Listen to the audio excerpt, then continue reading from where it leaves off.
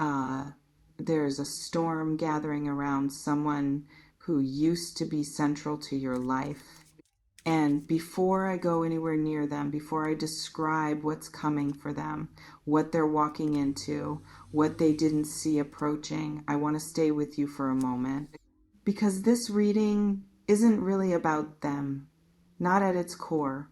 It's about you, about what it means to watch someone who hurt you finally encounter the weight of their own choices. And that experience is more complicated than people expect. You thought you'd feel satisfied. Maybe you do, partially.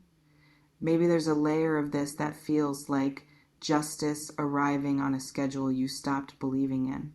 But underneath that, and I want to name this carefully because I think it's true for most of you watching this, underneath that there's something more ambivalent, more human, more honest than simple satisfaction. Because this was someone you loved or cared about or gave something real to. And whatever happened between you, whatever they did or didn't do, however the ending went, that history doesn't just disappear because the relationship ended.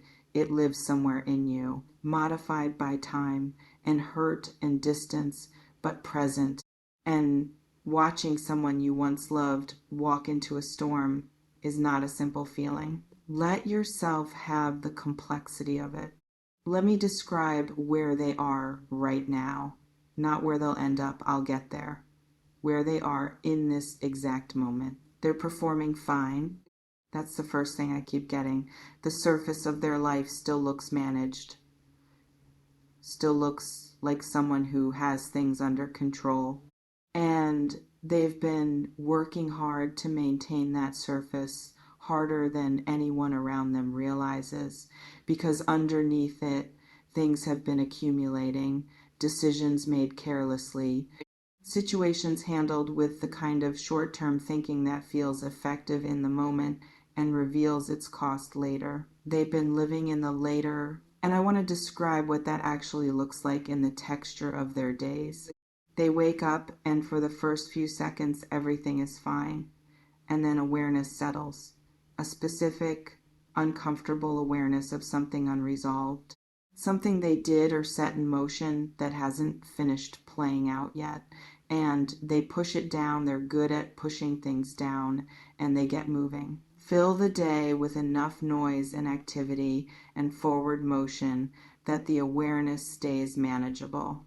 But it's there. It's always there now. And the particular cruelty of what's coming is that the thing they've been pushing down is precisely the thing that's about to surface. Hold on.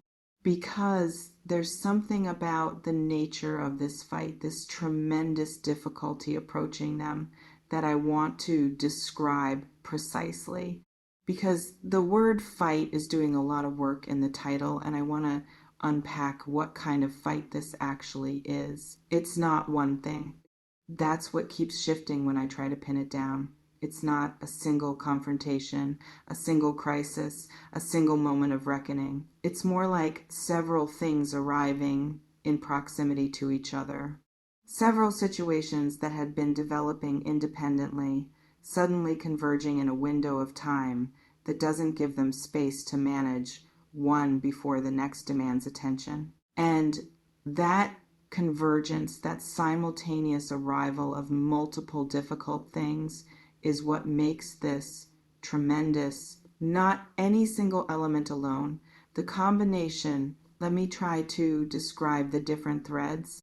There's something relational, a person in their current life, someone they've been managing rather than genuinely connecting with, who is reaching a point of clarity about what's actually happening, who has been patient or naive or simply without enough information to see the full picture. And that's changing.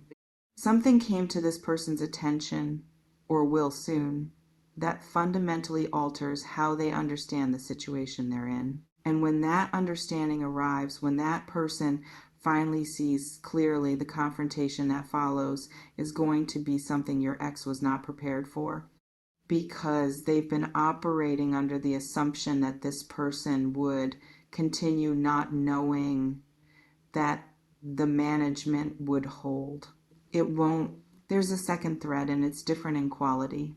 Something practical, material, financial or professional or both. The specifics vary for different people watching this, but the quality is consistent. Something in the structure of their external life that has been held together with less integrity than it appeared.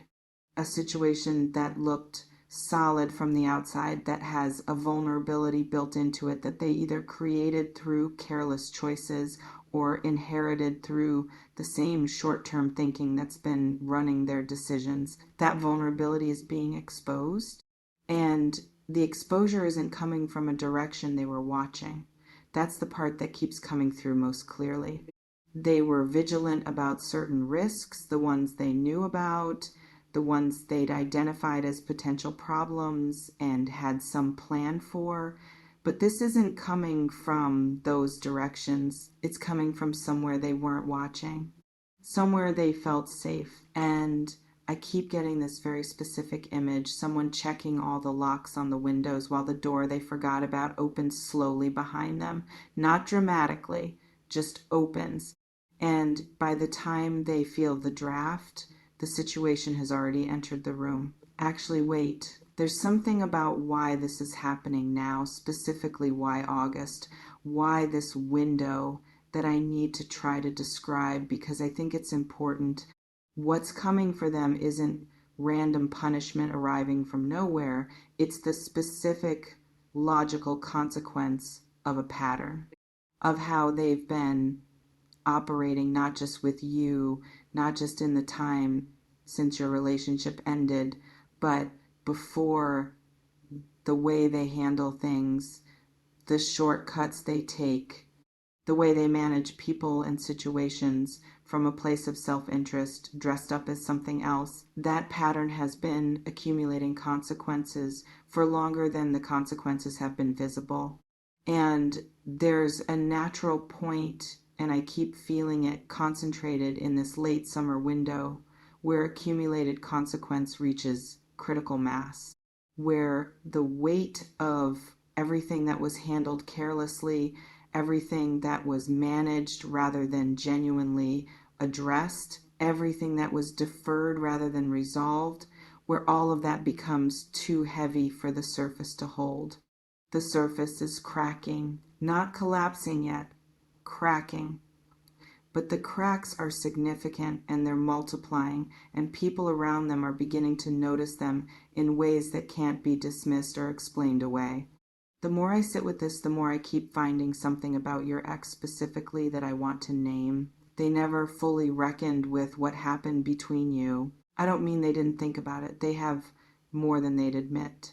I mean they never sat with the full weight of their role in it. Never allowed themselves the specific discomfort of genuine accountability. What they did instead was construct a narrative, a version of events that distributed responsibility in a way that left them with a manageable portion of it, a story that made their behavior, if not entirely justified, at least understandable, reasonable, the natural response to circumstances rather than a choice made freely. And they've been living inside that narrative. But here's what I keep getting about narratives built to protect rather than to illuminate. They require maintenance, constant, ongoing maintenance.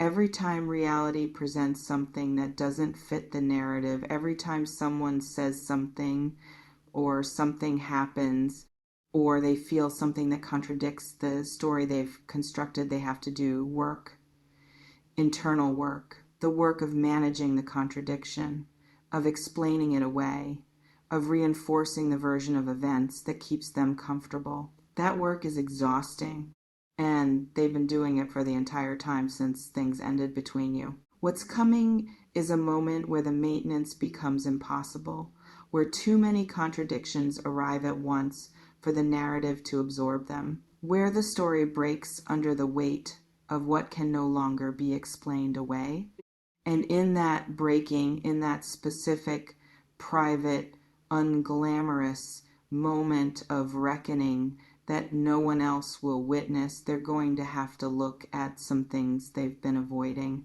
including what they did to you. I want to talk about something that might surprise you. This isn't good news for them, obviously. The fight coming, the difficulty converging, the cracks in the surface, none of that is comfortable or easy or something anyone would choose. But I keep getting something unexpected underneath all of it. A possibility buried underneath the difficulty, not as a guarantee, not as something they've earned or that they deserve as a reward for going through the hard thing, but as a potential that the hard thing makes accessible. Because sometimes the only way certain people arrive at genuine change is through a crisis significant enough that the old way of operating becomes genuinely untenable. Not inconvenient, not uncomfortable, untenable. This crisis is that level. And whether they use it for something real, whether they actually reckon with themselves in the space the difficulty creates, or whether they simply survive it and reconstruct the same patterns with different surface details, that's entirely their choice. That's about their character, their willingness, their capacity for genuine self-examination. You can't control that, but the possibility exists. The door of actual growth is going to be open in a way it hasn't been before. Whether they walk through it or not, that's not your concern. And that brings me to you, because I think this is actually where this reading has been heading from the beginning, not toward them and their difficulty toward you and what this means for you. There's something about watching this unfold that's going to ask something of you, something nuanced and not entirely comfortable. It's going to ask you not to get pulled back in. And I want to describe what that temptation actually looks like, because it doesn't always look like what people expect. It's not necessarily the desire to reconcile. It's not necessarily still being in love. It can be subtler than that. It can look like the desire to be involved, to know what's happening, to have a front row seat to the unfolding, to be consulted or needed or somehow relevant to their navigation of this difficulty. Or it can look like sympathy, real, genuine sympathy for someone going through something hard, regardless of what they did, because you're not a cruel person. You don't wish genuine suffering on people even when they hurt you. And watching someone struggle, even someone who hurt you, is not always as satisfying as you thought it would be. That sympathy is not a weakness. It's evidence of your character, but it cannot become a door. There's an image I keep seeing that I want to share, a fire on the other side of a window, and you're inside, warm, watching it through the glass. And the glass is doing exactly what it's supposed to do. It's letting you see what's happening without pulling you into it, letting you witness without requiring you to be in the middle of it, giving you the information without the heat. Stay behind the glass. Whatever happens with them, however dramatic the difficulty becomes, however much it reverberates through shared social spaces or mutual connections or whatever threads still connect your lives, maintain the glass, the distance, the position of someone who can see clearly precisely because they're not inside the situation. Your clarity is a function of your distance. Don't trade it for proximity. I want to name something about where you are right now compared to where you were when this relationship was part of your life. Because I think sometimes when an ex faces difficulty, there's an unconscious comparison that happens, a revisiting of the period when you were with them. And if that period was hard, if being in that relationship cost you something significant, if you were smaller in it than you are now, if you carried weight that wasn't yours, then watching them face difficulty can bring up something complex, not just vindication, something more like the belated recognition of how much that dynamic took from you. And I want to say something about that recognition. Let it complete. Don't rush past it to get to forgiveness or closure or the more spiritually tidy emotions. Let yourself fully recognize what that relationship asked of you, what you gave, what you absorbed, what you carried, how long it took to put it down after it ended. That recognition is not bitterness, it's accuracy. And accuracy, the specific Virgo commitment to seeing things as they actually are rather than as you wish they were, that's what's going to keep you grounded as this unfolds. That's what's going to prevent you from rewriting history in either direction, from making them worse than they were to justify distance or better than they were to justify sympathy. They are exactly what they are, neither monster nor victim, someone whose choices are finally catching up with them. The last thing, whatever fight they're walking into, whatever tremendous difficulty is converging around them in this window, it is not your battle. Not yours to fight alongside them, not yours to fight against them, not yours to manage or mediate or be consulted about, not yours to monitor closely or narrate to mutual connections or carry any emotional responsibility for. Theirs. Completely and entirely theirs. And the most powerful thing you can do, the most Virgo thing, the most aligned with who you've become since this relationship ended, is to let it be theirs, fully, without inserting yourself, without the pull of old familiarity dragging you back into a dynamic that asked too much of you the first time. Your life is over here. On this side, moving forward with the specific, quiet, increasingly solid momentum of someone who went through something difficult and came out of it knowing themselves better than they did before. Stay over here. Let them have their storm, and let yourself have the life that's been quietly, steadily building in the time since you stopped centering theirs. If something in this touched, something true, if a moment landed in a way that surprised you or clarified something you'd been sitting with, I'd love to hear from you in the comments. Tell me what resonated, even just a few words. It means more than you know.